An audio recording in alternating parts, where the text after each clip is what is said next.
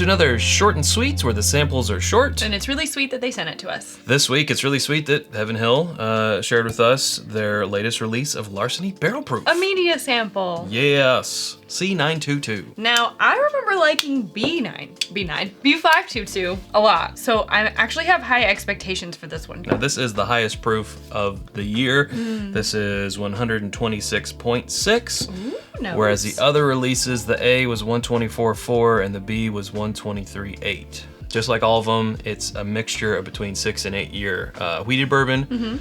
That mash bill, you know the mash bill, Sarah? 68% corn, 20% wheat, and 12% malted barley. Boom. 12% malted barley. $59.99 MSRP, and those are the facts. And that's the way the news goes. The nose on this is really nice. I mean, I smell that higher percentage of corn. It's like caramel corn, and it's making my mouth water. And elephant's ears. So I'm at the fair. What is an elephant ear? I feel like I've had that before, but what is it? It's a, what's the other word for it? I truly don't know. Just a powdered sugar-covered fried dough.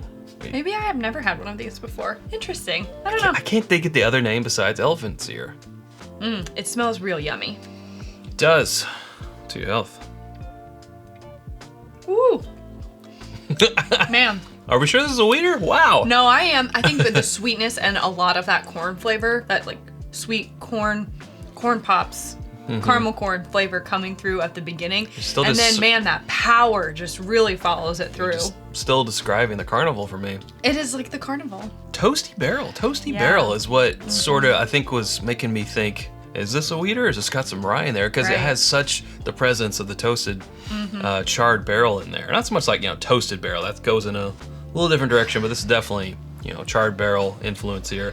Maybe it's because this is the highest proof, 120, what did I say? 126.6. I feel like you get the malted barley content on the nose. It's not quite what I would call a nuttiness, but it has that, I don't even want to call it earthy. When you eat like peanuts or almonds or whatever, it's got that not quite earthy, not quite savory. I don't know if it's called... Grounded. It's not umami. I don't know what it is. It's a grounded flavor. It has some of that on the nose. And I really like that. You know what I like?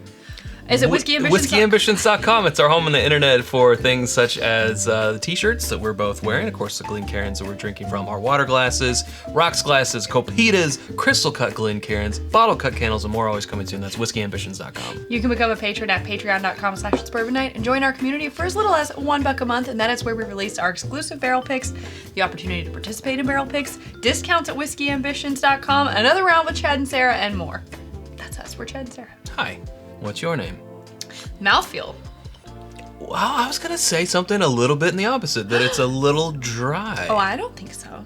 Up front, it's not. I think it gets, like the heat of it makes it almost evaporate off your tongue in a feeling wise. Yeah. To me, it's sort of crisp. Does that make sense? Kind of. It's crisp. I feel like it's super oily up front, but then when you take a breath in, that heat kind of makes it feels like the vapors are just escaping. Yeah.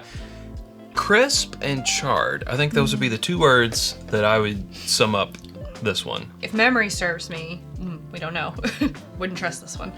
I feel like I liked the B release of this year better because I feel like this one kind of, I wouldn't say falls off on the finish, but we talked about it, kind of has that like, it evaporates or it gets really hot, and I miss that oily, sweet, yummy, desserty flavor that comes in up front. It's like it kind of gets lost towards the finish, whereas I feel like on the B release, it was just all the way through, really good. But I'll have to try them side by side. Remember the same thing.